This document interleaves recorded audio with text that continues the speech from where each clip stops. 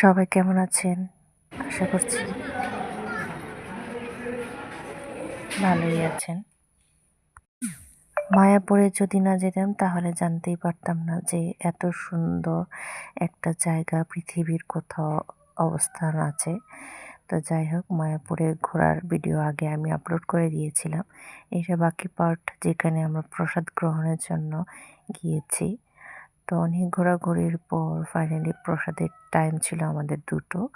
তো 2টা পর্যন্ত মায়াপুরটা বেশ ভালো করে ঘুরে নিয়েছিলাম। একটা টমটম নিয়ে নিয়েছিলাম।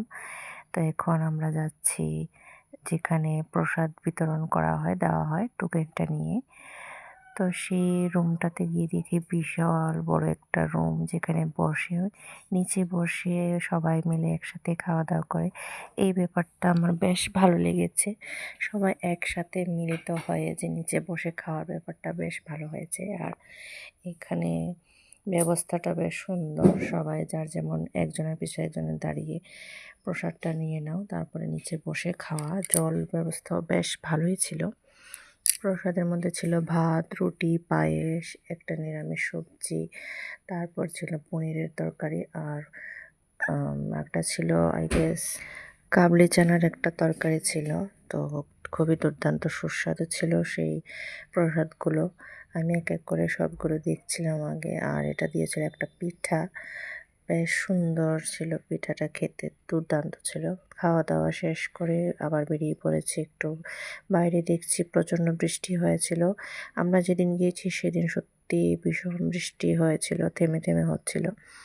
তো চারিদিকটা একটু ঘোরাঘুরি করার পর এখন ফাইনালি ঘরে যাওয়ার পালা। তো ঘরে যাওয়ার আগে মুহূর্তে আমি বলছিলাম যে যেহেতু চলেই যাবো, আবার কবে আসবো না পরিদর্শন করে নেওয়া যায়।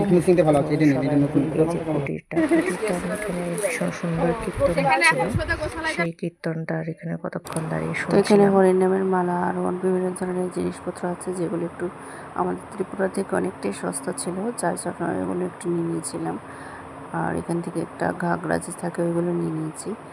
তারপর আরও কয়েকটা টুকিটাকি দিয়েছিলাম। আর প্রসাদ শেষ।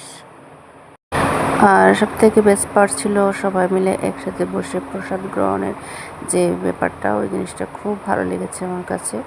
এটা মেমোরিতে থেকে যাবে। খুব ভালো লেগেছে সবাই মিলে একসাথে প্রসাদ গ্রহণ করার ব্যাপারটা। তো এখানে সবাই হাতটা ধুয়ে নিচ্ছি। তো আজকের মতো এখানে ব্লগটা শেষ করছি। দেখা হবে অন্য একটা ভিডিওতে। Thanks for watching everyone.